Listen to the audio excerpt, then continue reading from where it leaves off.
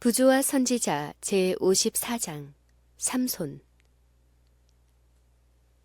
널리 퍼진 배도의 와중에서도 충실히 하나님을 섬기는 사람들은 끊임없이 이스라엘의 구원을 위하여 하나님께 탄원하였다. 겉보기에는 아무 응답이 없고 해마다 그 땅에 대한 압박자의 권세가 더욱 가혹해 갔으나 하나님께서는 당신의 섭리로 이스라엘을 위하여 도움을 준비하고 계셨다.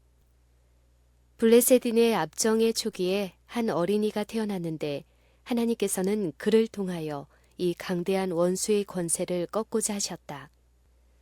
블레셋 평야가 느려다 보이는 산지의 변경에 소라라는 작은 마을이 있었다. 이곳에 단지파에 속한 마노아의 가족이 살고 있었는데 그들은 보편적인 배도 중에서도 여호와께 충실한 몇 안 되는 가정 중에 하나였다. 아이가 없는 마노아의 아내에게 여호와의 사자가 나타나 그가 아들을 낳을 것이며 그를 통하여 하나님께서 이스라엘을 구원하시기 시작하시리라는 기별을 전했다. 이것과 관련하여 그 사자는 그 여자가 어떻게 처신할 것과 또 아이를 어떻게 기를 것에 대하여 지시를 주었다. 그러므로 너는 삼가서 포도주와 독주를 마시지 말지며 무릇 부정한 것을 먹지 말지니라. 그리고 처음부터 그에게 금지된 것들이 그 아이에게도 똑같이 금지되었다. 이에 추가해서 그 아이의 머리를 깎지 말라고 하였다. 이는 그 아이가 날 때부터 나실인으로서 하나님께 바쳐지게 될 것이기 때문이었다. 그 여인은 남편을 찾아가 천사가 나타난 사실에 대하여 말하고 아울러 천사가 전해준 기별을 이야기했다.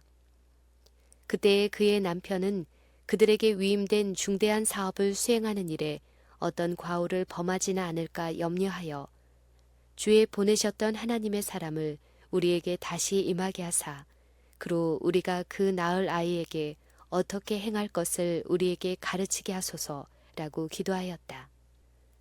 천사가 다시 나타났을 때에 마누아는 근심스럽게 이 아이를 어떻게 기르우며 우리가 그에게 어떻게 행하오리까? 라고 질문하였다. 지난번에 준 지시가 다시 반복되어 주어졌다.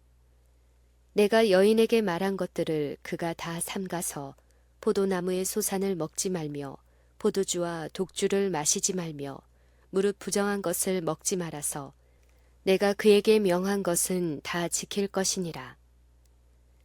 하나님께서 마노아에게 약속하신 아이는 해야 할 중대한 과업이 있었다. 그리고 어머니와 아이 모두 습관을 주의 깊이 규제해야 했는데 이는 그 아이가 이 사업에 필요한 자격을 갖출 수 있도록 하기 위함이었다. 천사가 마노아의 아내에게 준 교훈은 포도주와 독주를 마시지 말며 무릇 부정한 것을 먹지 말아서 내가 그에게 명한 것은 다 지킬 것이니라 라는 것이었다. 아이는 어머니의 습관으로 선악간에 영향을 받을 것이다. 어머니가 아이의 행복을 바란다면 먼저 자기 자신을 원칙의 지배 아래 두어야 하며 절제와 극기를 실천해야 한다. 미련한 충고자들은 어머니의 모든 욕망과 충동을 만족시키는 것이 필요하다고 역설할지 모르나 그와 같은 가르침은 거짓이요 해로운 것이다. 어머니는 하나님께서 친히 하신 명령에 따라 극기를 실천해야 할 가장 엄숙한 의무를 가지고 있다. 아버지도 어머니처럼 이 책임을 분담하고 있다. 부모들은 양쪽 다 자신들의 지적, 육체적 특징과 성질과 기호를 자녀들에게 유전시킨다. 부모의 부절제의 결과로 인하여 때때로 자녀들의 체력과 지적, 도덕적 능력에 결함이 생긴다. 술을 마시고 담배를 피우는 사람들은 그들의 탐욕스러운 욕망과 격정적인 피와 흥분하기 쉬운 체질을 유전시킨다. 흔히 음탕한 자들은 그들의 사악한 욕망과 몸서리치는 질병까지도 저희 자녀들에게 유산으로 전한다. 그리고 유혹을 저항하는 힘이 부모들에게서보다 자녀들에게서 더 약화되며 그 경향은 후세로 갈수록 점점 더 낮아진다.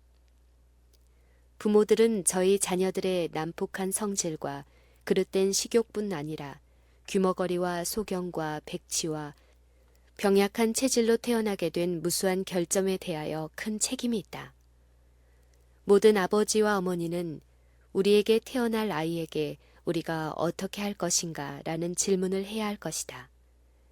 많은 사람들이 태아기의 영향의 결과를 경히 여기나 하늘에서 이 히브리인 부모에게 보낸 지시와 그것을 가장 분명하고 엄숙한 방법으로 2번이나 반복하심은 우리의 창조주께서 이 문제를 어떻게 보시는지를 나타낸다. 그 약속된 아기가 부모에게 좋은 유전을 받는 것만으로 충분하지 않았다. 거기에 주의 깊은 훈련과 바른 습관의 형성이 뒤따라야 하였다. 하나님께서는 장래의 사사요 이스라엘의 구원자가 될 그 아기에게 어릴 때부터 엄격한 절제의 훈련을 시키도록 지시하셨다. 그는 날 때부터 나실인이 되어야 했으므로 영원히 포도주와 독주를 마시지 말아야 하였다. 자녀들에게 절제와 극기와 자제에 대한 교훈을 갓난아이 시절부터 가르쳐야 한다. 천사가 금지한 것은 부정한 것이 모두 포함되어 있었다. 정하고 부정한 식품을 구별하는 것은 단순히 의식적인 것에 불과하거나 독단적인 규정이 아니었다. 그것은 위생의 원칙에 기초를 두고 있었다. 수천 년 동안 유대 백성들을 특출하게 만들어왔던 경이로운 생명력의 비결은 이러한 구별을 엄수한 데서 찾을 수 있을 것이다. 절제의 원칙들은 주정 음료의 사용을 금하는 것으로 끝나지 않고 그 이상 훨씬 더 앞으로 나아가야 한다. 자극성 식물과 소화하기 어려운 음식을 사용하는 것은 흔히 주정 음료와 똑같이 건강에 해롭고 많은 경우에 있어서 술 취함의 씨앗을 심는다. 참된 절제는 해로운 것은 모두 완전히 버리고 건강에 이로운 것을 현명하게 사용하도록 우리에게 가르친다. 식사의 습관이 그들의 건강과 그들의 품성과 이 세상에서의 유용성과 그들의 영원한 운명에 얼마나 큰 영향을 미치는지에 대하여 깨달아야 할 만큼 깨닫는 자가 거의 없다. 식욕은 항상 도덕적, 지적 능력의 지배 아래 있어야 한다. 육체는 마음의 종이 되어야 하며 마음이 육체의 종이 되어서는 안 된다. 마노아에게 하신 하나님의 약속은 정한 때에 성취되어서 아들을 낳고 그 이름을 삼손이라 불렀다. 그 소년이 성장할 때에 그는 비상한 체력을 가졌음이 판명되었다. 그러나 이 체력은 삼손과 그 부모가 잘 아는 바와 같이 그의 튼튼한 근육에 의한 것이 아니요 그의 깎지 않은 머리가 상징하는 바와 같이 나실인으로서의 조건에 의한 것이었다. 만일 삼손이 그의 부모처럼 하나님의 명령에 충실히 순종하였더라면 그의 운명은 보다 더 고상하고 행복하였을 것이다. 그러나 우상 숭배자들과 교제함으로 그는 타락하였다. 소알촌이 블레셋 나라에 가까이 있었으므로 삼손은 그들과 다정하게 어울리게 되었다. 그리하여 그 젊은 시절에 정교에 싹이 터서 그 영향은 그의 전 생애를 어둡게 하였다. 딥나라고 불리는 블레셋인의 마을에 사는 한 젊은 여인이 삼손의 애정을 사로잡았다. 그리하여 삼손은 그 여자를 아내로 삼고자 하였다. 하나님을 경외하는 그의 부모가 삼손의 목적을 단념시키려고 노력하자 삼손은 부모에게 다만 내가 그 여자를 좋아한다고 대답할 뿐이었다. 그 부모는 마침내 그 소원을 허락하여 결혼식을 거행하였다. 삼손은 성년이 된 바로 그때 곧 하나님께서 주신 그의 사명을 수행해야 할 때, 다시 말하면 다른 모든 사람들보다 그가 하나님께 충실해야 할 그때에 이스라엘의 원수들과 결합하였다. 삼손은 자기가 선택한 상대와 결합함으로 하나님을 보다 더 영화롭게 할 수 있을 것인지, 그렇지 않으면 그의 생애를 통해 성취해야 할 목적을 이룰 수 없는 처지에 자신을 두게 되는 것이 아닌지를 물어보지 않았다. 먼저 하나님을 영화롭게 하려고 노력하는 모든 사람들에게 하나님께서 지혜를 약속하셨으나 자신을 기쁘게 하려 하는 자들에게는 아무런 약속이 없다. 삼손과 같은 길을 추구하는 사람이 얼마나 많은가. 남편이나 아내를 선택하는 데 있어서 기호의 지배를 받아 신자와 불신자 사이에 얼마나 자주 결혼이 이루어지고 있는가. 상대방들은 하나님의 권고를 듣지 않을 뿐더러 하나님께 영광 돌릴 마음도 갖고 있지 않다. 그리스도교는 결혼 관계에 지배적인 가마를 끼쳐야 한다. 그러나 결합을 주도하는 결혼의 동기가 그리스도인 원칙들을 지키지 않은 경우가 너무나 많다. 사단은 하나님의 백성을 유혹하여 자신의 부하들과 연합하게 하므로 그들에 대한 자기의 세력을 강화시키려고 끊임없이 노력하고 있다. 그리고 그는 이 일을 성취하기 위하여 심중에 성화되지 않은 정욕을 일으키려고 노력한다. 그러나 여호와께서 당신의 백성으로 하여금 당신의 사랑을 알지 못하는 자로 더불어 연합하지 않도록 분명한 교훈을 주셨다. 그리스도와 벨리알이 어찌 조화되며 믿는 자와 믿지 않는 자가 어찌 상관하며 하나님의 성전과 우상이 어찌 일치가 되리요. 삼손은 그의 결혼잔치에서 이스라엘의 하나님을 미워하는 자들로 더불어 친밀히 교제하게 되었다. 이와 같은 교제에 스스로 들어가는 자들은 누구나 어느 정도 그 동료들의 습관과 풍습을 따라 행해야 한다고 느낄 것이다. 이와 같이 소비된 시간은 낭비라고 하기보다는 악용이라고 할 수 있다. 원칙의 성체를 무너뜨리고 영혼의 요새를 약하게 하는 사상이 받아들여지고 그런 대화가 교환된다. 삼손이 하나님의 명령을 어기면서까지 얻으려고 했던 아내는 결혼 잔치가 채 끝나기도 전에 그의 남편을 배반한 사실이 밝혀졌다. 그 여자의 불성실을 보고 분노한 삼손은 당분간 그 여자를 버리고 홀로 소라에 있는 그의 집으로 돌아갔다. 얼마 후 마음이 누그러진 삼손은 그의 신부를 위하여 다시 돌아왔으나 그 여자는 이미 다른 사람의 아내가 되어 있었다. 블레셋 사람들의 모든 들과 포도원을 황폐시킨 삼손의 복수는 그들을 분노하게 만들었다. 비록 그 여자가 그들의 위협 때문에 속임수를 쓴 데서 소동이 일어났으나 그들은 그 여자를 살해하였다. 삼손은 이미 한 손으로 어린 사자를 죽이고 아스글론 사람 30인을 살해하므로 그가 놀랄 만한 힘을 가지고 있다는 증거를 나타내 보였다. 이제 삼손은 그의 아내를 잔인하게 죽인 사실에 격분하여 블레셋 사람을 공격하여 그들을 크게 도륙하고 진멸하였다. 그 후에 그는 원수들을 피하여 유다 지파에 속한 에담 바위 틈으로 물러갔다. 강한 군대가 이곳까지 삼손을 추격해왔다. 몹시 놀란 주민들은 비굴하게도 삼손을 원수들의 손에 넘겨주기로 합의했다. 따라서 유다 사람 3,000명이 그에게로 올라갔다. 그러나 그처럼 큰 무리였을지라도 삼손이 자기 동족은 자기를 해하지 않을 것이라는 확신이 그에게 없었더라면 그들은 감히 그에게 접근하지 못했을 것이다. 삼손은 결박되어 블레셋 사람들에게 넘겨지는 데 동의했으나 먼저 유다 사람들에게 저희가 친히 그를 치지 않겠다고 약속하기를 요구하였다. 그렇지 않으면 그가 그들을 죽일 수밖에 없기 때문이었다. 삼손은 그들에게 새 밧줄 둘로 자기를 결박하도록 허락하였다. 그리고 그는 큰 기쁨의 시위를 하고 있는 원수의 진영으로 이끌려갔다. 그러나 그들의 환호성이 산골짜기에 메아리 치고 있는 동안 여호와의 신의 권능이 삼손에게 임하였다. 삼손은 강한 새 밧줄을 마치 불탄 삼처럼 산산이 끊었다.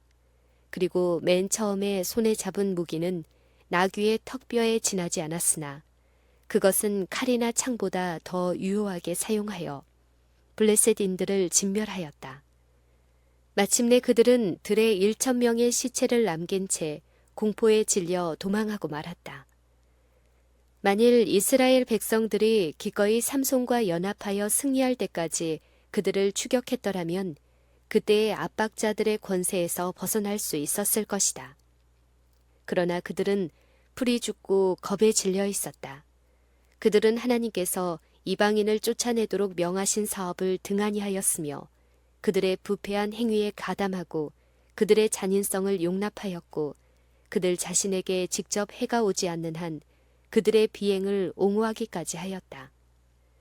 그들은 압박자의 권세 아래 들어갔을 때에 저희가 하나님께만 순종했더라면 능히 피할 수 있었을 타락에 나약하게 굴복하였다. 여호와께서 구원자를 일으키셨을 때에도 그들은 가끔 그들의 구원자를 버리고 원수들과 연합하려 하였다. 이스라엘 사람들은 삼손이 승리를 얻은 후에 그를 사사로 삼았고 그는 20년 동안 이스라엘을 통치하였다. 그러나 한 번의 그릇된 발걸음은 또 다른 그릇된 길을 준비하였다. 삼손은 블레셋 사람 중에서 아내를 취함으로 하나님의 명령을 범했고 그는 또다시 철천지 원수들 중에서 불법적인 정욕의 방종을 감행하였다. 블레셋인들에게 그와 같은 공포심을 일으킨 자기의 큰 힘을 의지하고 삼손은 담대히 가사로 가서 그곳에 한 기녀를 찾았다. 그 성읍 거민들은 그가 온 줄을 알고 어떻게든지 복수를 하고자 하였다. 그들의 원수 삼손은 그들의 모든 성읍 중에서 가장 견고한 성벽 안에 갇혀 있으므로 그들은 틀림없이 그를 사로잡을 수 있다고 확신하고 승리가 확정될 아침을 기다릴 뿐이었다. 밤중에 삼손은 깨었다. 그는 나시린의 서약을 깨뜨린 것을 상기하고 양심의 가책으로 심히 후회하였다. 그러나 그의 죄에도 불구하고 하나님의 인자하심이 그를 버리지 않으셨다. 그의 놀라운 힘이 다시 그를 구원하였다. 삼손은 성문으로 가서 성문을 잡아떼었다. 그는 그것과 설주와 빗장을 헤브론으로 가는 도중에 있는 한 산꼭대기로 운반하였다. 그러나 이번에 그가 간신히 피했음에도 불구하고 그는 악한 길을 멈추지 않았다. 그는 또다시 블레셋인 중에서는 그 같은 일을 감행하지 않았으나 계속하여 그를 멸망으로 끌고 가는 유욕적 향락을 추구하였다. 삼손이 자기의 출생지에서 멀지 않은 소렉 골짜기의 한 여인을 사랑하였다. 그의 이름은 들릴라이었는데 소비자란 뜻이었다. 소렉 골짜기는 포도원으로 유명하였는데 이것 역시 이미 술에 방종한 흔들리는 나시린을 유혹하였다. 그리하여 삼손은 자기의 순결을 파괴하고 하나님과 결속한 다른 줄을 끊었다. 온 블레셋인들은 그들의 원수 삼손의 행동을 방심치 않고 경계했고 그가 이 새 애정에 빠졌을 때에 들릴라를 통하여 그를 멸하고자 결심하였다. 블레셋 각 지방의 지도자 한 사람씩으로 구성된 대표단이 소렉 골짜기로 파송되었다. 그들은 삼손이 큰 힘을 가지고 있는 동안 감히 그를 포박할 수 없었으므로 가능한 한 그 힘의 비결을 알아내는 것이 그들의 목적이었다. 그런 고로 그들은 그것을 발견하여 알려주도록 들릴라를 매수하였다. 배반자 들릴라가 성가시게 질문을 퍼붓자 삼손은 여차여차히 행하면 자기가 다른 사람들처럼 약하게 되리라고 말하여 그 여자를 속였다. 들릴라는 그렇게 해보고 그것이 거짓임을 발견하였다. 그때에 들릴라는 거짓에 대하여 삼손을 비난하면서 당신이 어찌 나를 사랑한다 하느뇨. 당신이 3번 나를 희롱하고 당신의 큰 힘이 무엇으로 말미암아 있는 것을 내게 말하지 아니하였도다 라고 말하였다. 삼손은 3번이나 블레셋인들이 그의 애인과 결탁해서 그를 멸하고자 하는 가장 분명한 증거를 보았다. 자기의 목적이 실패할 때마다 들릴라는 그 일을 장난이라 하였고 삼손은 맹목적으로 공포심을 떨어버렸다. 날마다 들릴라가 조르니 마침내 삼손의 마음이 번민하여 죽을 지경이었으나 여인은 이상한 매력으로 그를 자기의 곁에 있게 하였다. 마침내 삼손은 굴복당하여 비밀을 알려주었다. 내 머리에는 삭도를 대지 아니하였나니 이는 내가 모태에서 하나님의 나시린이 되었음이라. 만일 내 머리가 밀리우면 내 힘이 내게서 떠나고 나는 약하여져 다른 사람과 같으리라. 즉시 블레셋 방백들에게 사자를 파송하여 그들로 지체 없이 자기에게 오도록 간청하였다. 삼손이 자는 동안 다량의 머리털이 깎였다. 그 후에 들릴라는 전에 3번 행한 것처럼 삼손이여 블레셋 사람이 당신에게 미쳤나이다 라고 말하였다. 삼손은 돌연히 일어나 전처럼 힘을 써서 그들을 멸하려고 생각하였으나 무력한 팔은 말을 듣지 않았다. 그리고 그는 여호와께서 이미 자기를 떠나신 줄을 깨달았다. 삼손의 머리를 깎은 후에 들릴라는 그를 괴롭히고 그에게 고통을 가하여 그의 힘을 시험해 보았었다. 왜냐하면 블레셋인들은 그의 힘이 없어진 것을 분명히 알게 되기까지는 감히 삼손에게 접근하지 못하는 까닭이었다. 그 다음에 블레셋인들은 삼손을 잡아 2 눈을 뽑고 가사로 데려갔다. 여기서 삼손은 족쇄에 채여 감옥에 갇혀 고역에 종사하였다. 이스라엘의 사사요 전사였던 그에게 이 얼마나 큰 변화인가. 그가 이처럼 약해지고 눈멀고 감옥에 갇혀서 가장 천한 일에 종사하고 있다니. 삼손은 거룩한 부르심의 조건을 조금씩 깨트려 갔다. 하나님께서는 오랫동안 참으셨으나 삼손이 그의 비밀을 누설할 만큼 죄악의 세력에 자신을 굴복하였을 때 여호와께서는 그를 떠나셨다. 그의 긴 머리에 효능이 있었던 것이 아니었다. 그것은 다만 하나님께 대한 그의 충성의 증거일 뿐이었다. 그리고 정욕의 방종으로 그 상징을 잃었을 때 그것이 나타내는 축복도 역시 상실되었다. 고통과 굴욕과 블레셋인의 희롱을 받는 가운데 삼손은 이제까지 그가 알고 있던 것보다도 자신의 연약함을 더욱 많이 알게 되었고 그의 고통은 그를 회개의 길로 인도하였다. 머리가 자람에 따라 그의 힘은 서서히 되돌아왔으나 그가 족쇄에 차인 가망 없는 죄인이라고 생각한 그의 원수들은 아무 염려를 하지 않았다. 블레셋인들은 승리를 저희 신들에게 돌리고 미친 듯이 기뻐하면서 이스라엘의 하나님께 도전하였다. 바다의 보호자란 어신 다곤을 위하는 잔칫날이 정해졌다. 온 블레셋 평원의 성읍과 촌락에서 백성들과 방백들이 모여왔다. 예배자의 무리들은 광대한 신전을 메우고 그 지붕 주위에 있는 회랑에도 운집하였다. 그것은 환락과 축제의 장면이었다. 성대한 제사를 드린 뒤에는 음악과 잔치를 벌렸다. 그 후에 다곤의 힘을 과시하는 최고의 전리품으로서 삼손을 끌어내왔다. 삼손이 나타나자 그들은 환호성을 질렀다. 백성들과 방백들은 그의 비참함을 보고 조롱하고 우리 토지를 헌 자를 넘어뜨린 그들의 신을 숭배하였다. 얼마 후에 삼손은 마치 필요한 것처럼 그 신전 지붕을 버티고 있는 중앙에 있는 2 기둥에 기대게 해달라고 요청하였다. 그 후에 삼손은 주 여호와여 구하옵나니 나를 생각하옵소서. 하나님이여 구하옵나니 이번만 나로 강하게 하사 원수를 단번에 갚게 하소서 라고 조용히 기도를 드렸다. 이와 같은 기도를 드리고 삼손은 강한 팔로 2 기둥을 껴안고 블레셋 사람과 함께 죽기를 원하노라고 부르짖으면서 몸을 굽히니 지붕이 무너져 와르르 하는 소리와 함께 그 많은 군중을 모두 멸하였다. 삼손이 죽을 때에 죽인 자가 살았을 때에 죽인 자보다 더욱 많았더라.